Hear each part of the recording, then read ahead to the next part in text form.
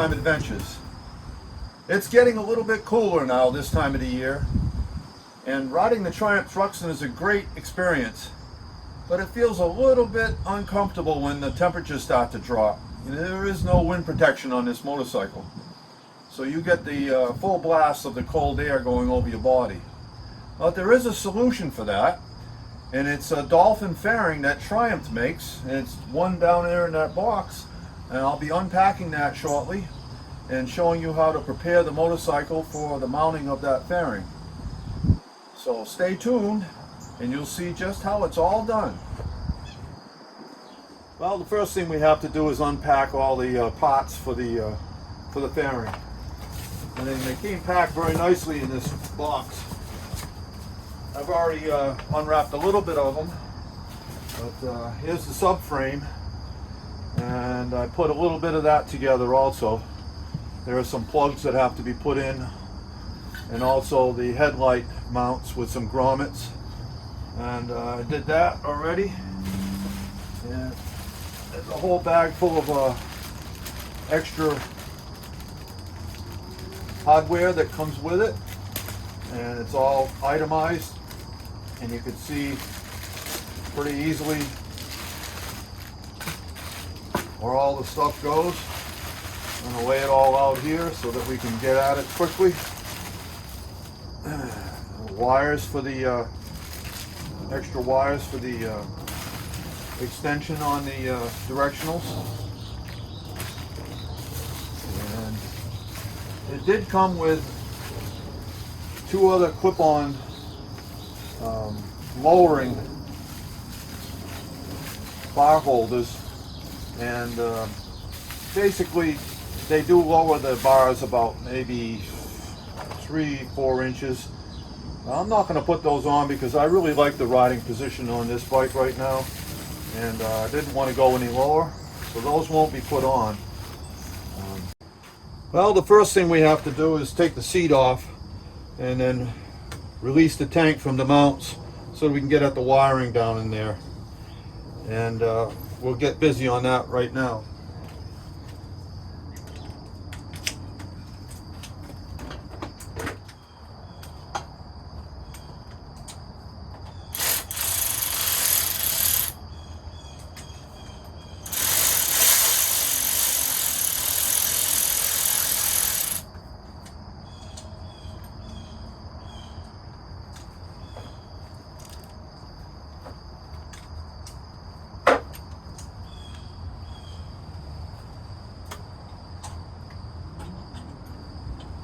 All that's needed to be done to take the tank away from the front over here is to take this bolt off and gently lift the tank and move it backwards. Doesn't have to come completely off, just off enough so that we can access the wires over here in the front.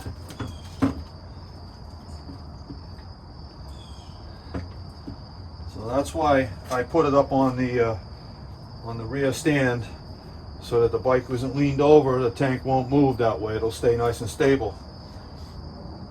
And now I can access the the wires over here. You can see them. We've got to get into that area, and the next step is to disconnect the batteries so that we can open the headlight up and remove all the wires, because that headlight has to come right off, and all the wires are collected inside there. And so just disconnecting the battery terminal. There we go.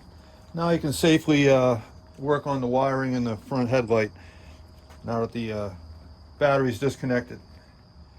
Well, we're going to be taking the bezel off, and these are the fasteners that have to be removed to remove the bezel. One on each side. And then once the headlight is pulled out, we'll see the electrical connections that need to be disconnected. That's a number 5 Allen wrench. Take them out.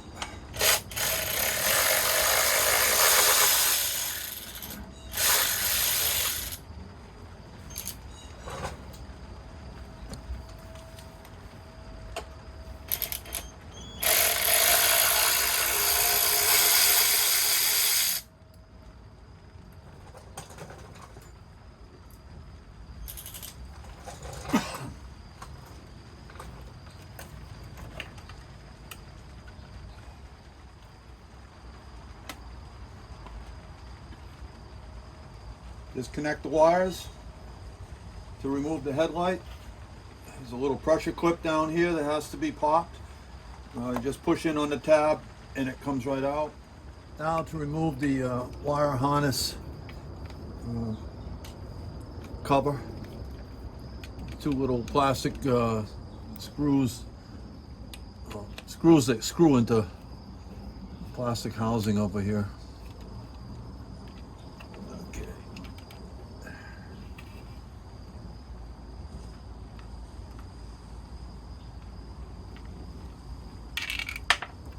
Okay, got those screws, put them over here.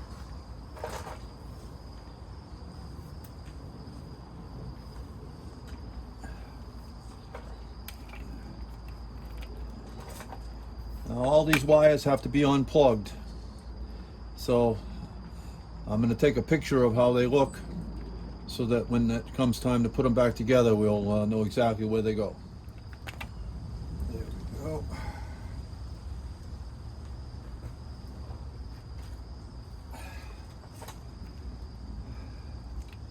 Now we'll take the headlight housing off and remove these two bolts on the side.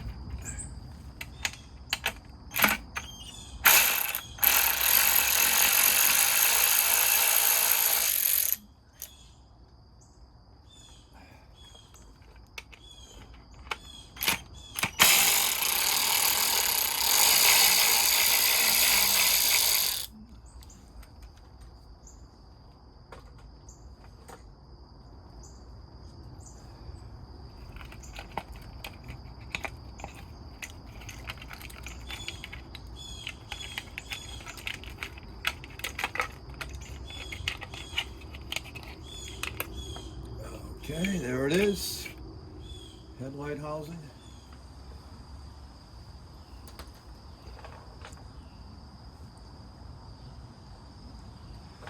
Now we'll remove these headlight holders.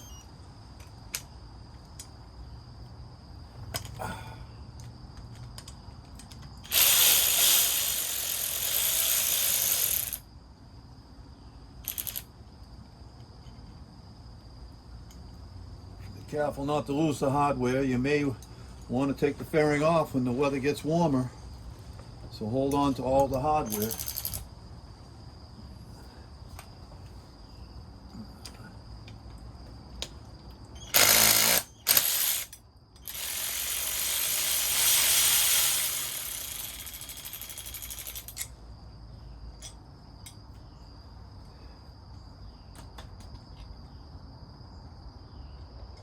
Now we're going to take the instrument cluster off. There's two screws that hold it on.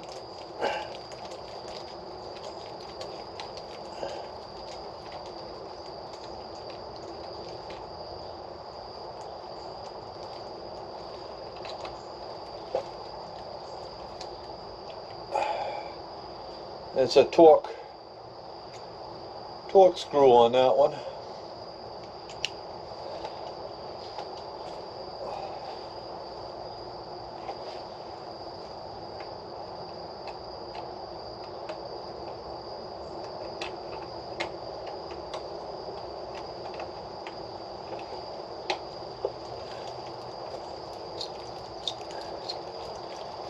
And it's going to be important that you put some Loctite on these fasteners when you put them back on. You don't want anything vibrating loose while you're going down the road.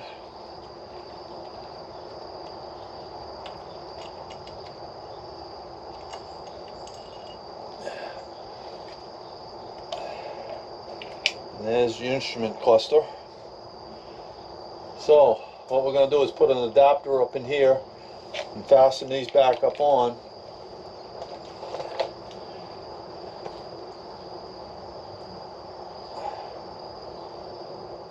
And there's a bolt that has to come out over here because this is where the subframe mounts to. Alright, well this is the little adapter that holds your instrument quadrant back onto the top of the cords.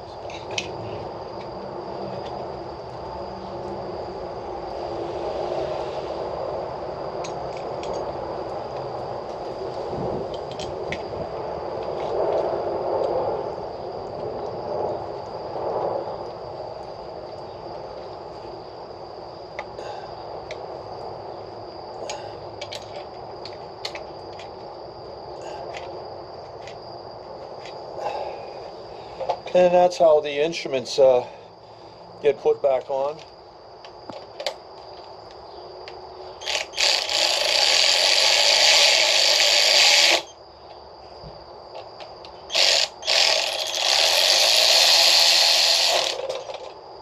Now is the time I'm going to put the extension wire on for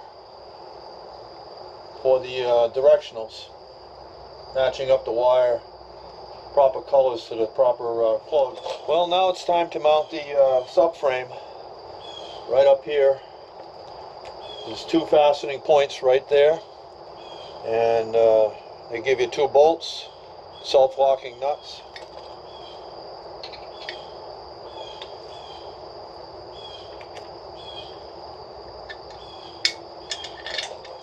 Well, I'm going to tighten those up, and we'll move on to the next step.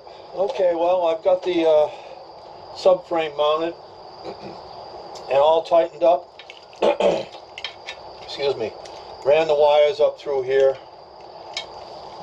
and I gave you a wire cover to go over the wires, keep them bundled up against the subframe. I'm going to mount that on there, and after that, the headlight will go back in, and then all the wires get connected, and we'll move right on to the next step. Well, you can see that I got the headlight assembled, all the wiring's put back. Now all I've got to do is put the directional signal holders on the fuel tank, and connect the directional signals, put the battery back together, and test the lighting and make sure everything works good before I assemble the fairing onto the bike. We got to put these little clips on the fuel tank so that the directional signal can be mounted to the fuel tank. This is the bracket that goes underneath the fuel tank. Okay, good and tight. I've got the directionals mounted properly. Now we'll slide the tank back in its position, making sure the wires don't get pinched.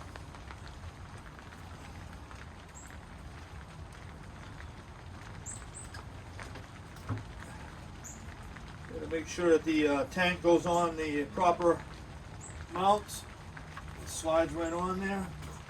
And then fits down in here properly.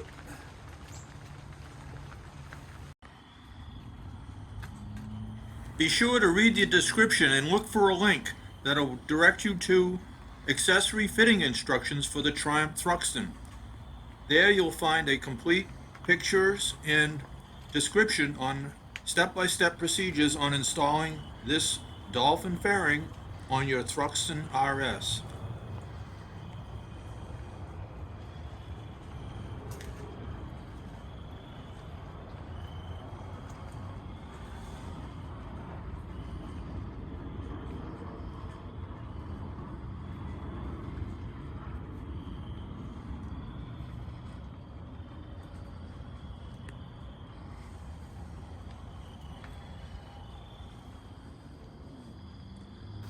The fairing makes a great addition to your Triumph Thruxton.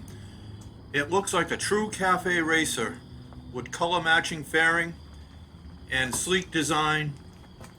It's going to be a pleasure to ride this machine.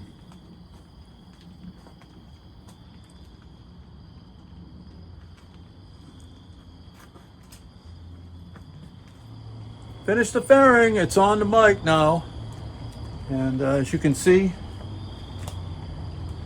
the colors match perfectly, and we'll take it for a ride and check out and see how the wind passes over it And if it keeps you from getting blasted with wind, I'll have a review on it. So stay tuned, and we'll have more information on the Dolphin Faring on the Triumph Thruxton RS.